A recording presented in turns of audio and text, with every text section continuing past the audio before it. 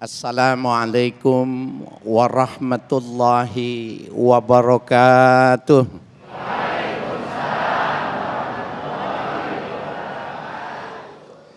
Bismillahi wahdah. Nahmaduhu hamdan yuwafi ni'amahu wa yukafi mazidah. Subhanalladzi 'allamal insana hatta 'alimahu wa wahhadah. Wa nusalli wa nusallimu ala nabiyyina Muhammadin zil haudi wasyafa'ah wa ala alihi wa sahbihi al-mutamassikin bil Qur'ani wa sunnah, amma ba'du. Bapak Ibu sekalian, di kampung kita ini, di Pondok Ungu ini ada yang suka adu domba enggak? Yang mana orangnya yang mana? Ya. Bapak, kalau ada orang yang suka namimah, suka melakukan adu domba, jangan dideketin dia. Kenapa? Pertama, penyakit. Dia bisa nular dengan penyakit itu. Bapak Ibu sekalian yang berbahagia, tema yang kita ingin bicarakan itu pertama adalah hasud. Hasud itu bahasa Arab artinya iri. Tetapi iri yang berkelanjutan kepada action yang bisa merusak dirinya sendiri dan merusak orang lain. Yang kedua, adu domba. Di dalam kajian keagamaan disebut dengan namimah. Orang yang lahir di muka bumi itu perlengkapannya itu termasuk ada punya sifat hasud dan punya potensi untuk menjadi namam. Orang yang melakukan namimah, siapapun juga. Kenapa? Sepanjang dalam hidupnya itu ada potensi yang bagus, maka sepanjang itu pula potensi yang jelek ada pada dirinya. Subhanalladzi khalaqa kulla syai'in azwaj. Maha suci Allah yang telah menciptakan segala sesuatu itu berpasangan. Ibu disebut wanita karena ada laki-laki. Kita sekarang ini disebutnya siang karena ada malam.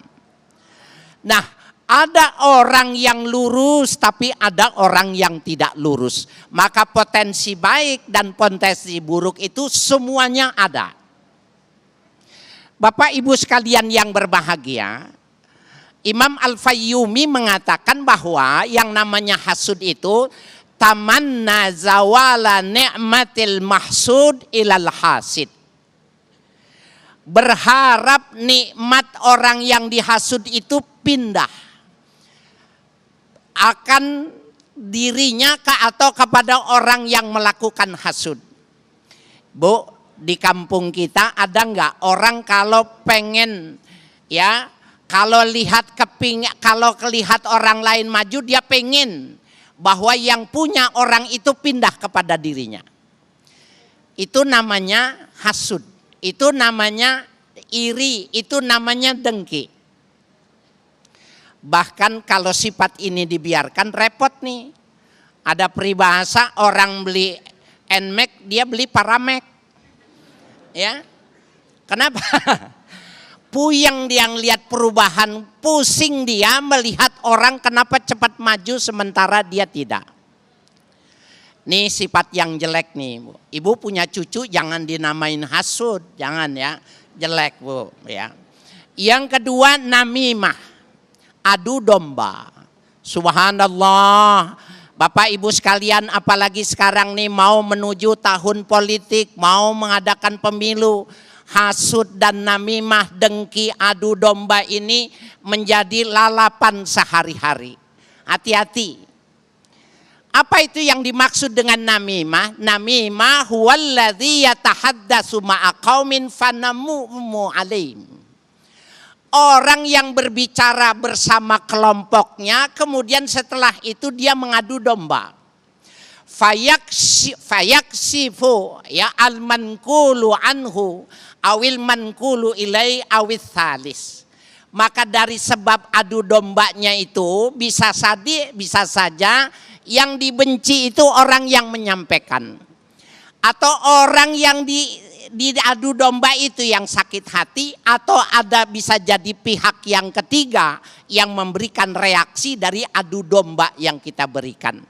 Subhanallah, Bapak Ibu sekalian yang berbahagia, ini dua penyakit hati nih. Hari ini kajiannya lebih banyak kajian sufistik.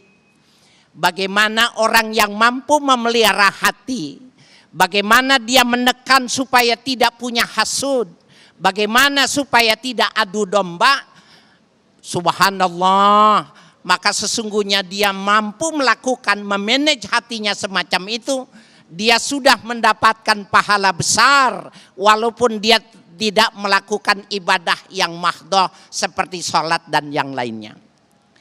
Bahkan Bapak Ibu sekalian yang berbahagia, orang yang suka namimah, suka ngadu domba ini tidak akan masuk surga.